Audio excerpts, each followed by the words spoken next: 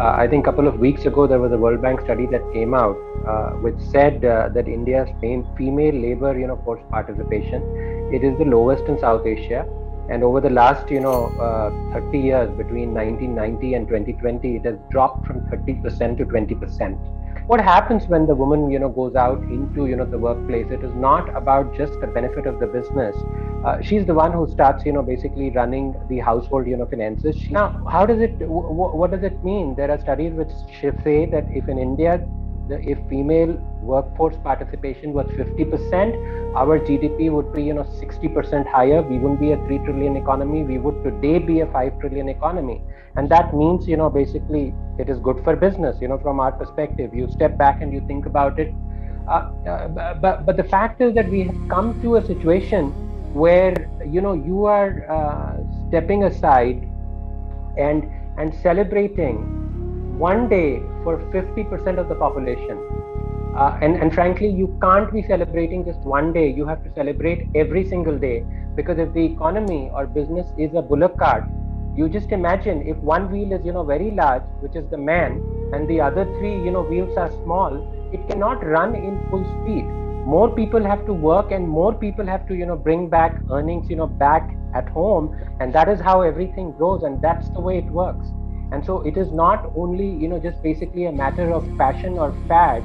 It is just absolutely essential for us to basically break out of our middle income cycle as a country, that we increase women's participation in workforce.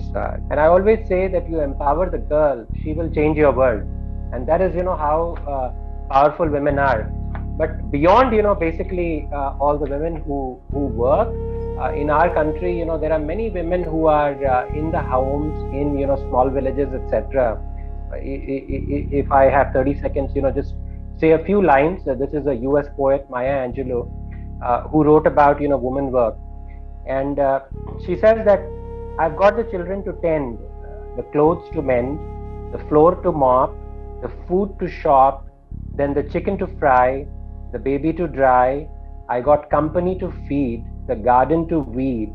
I've got shirts to press, the tots to dress, the can to be cut. I gotta clean up this hut, then see about the sick and the cotton to pick. Then she thinks about herself, saying, shine on me, sunshine, rain on me, rain. Fall softly, dewdrops, and cool my brow again. Storm, blow me from here with your fiercest wind. Let me float across the sky till I can rest again. Fall gently, snowflakes, cover me with white, cold, icy kisses, and let me rest tonight.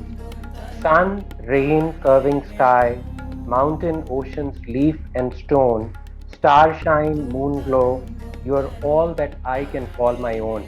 That is how lonely the life of a woman in a small town is. And so let's think about it. I hope we as business leaders, as well as basically the leadership of the country, puts a lot more focus on getting them equal opportunity. Thank you.